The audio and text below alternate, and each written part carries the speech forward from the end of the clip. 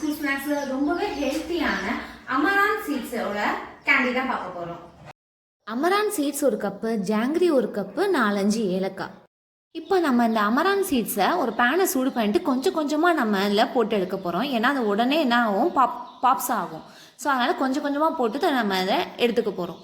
எடுத்ததுக்கப்புறம் ஒரு கப்பு வெல்லத்தை தண்ணி கொஞ்சமாக ஊற்றி நல்லா கொதிக்க வச்சுட்டு அதுலேயே ஏலக்காவும் போட்டுட்டு தூசி எதுவும் இல்லாமல் வடிகட்டி மறுபடியும் அதை நல்லா திக் பேஸ்ட்டாக நம்ம கொதிக்க வைக்க போகிறோம்.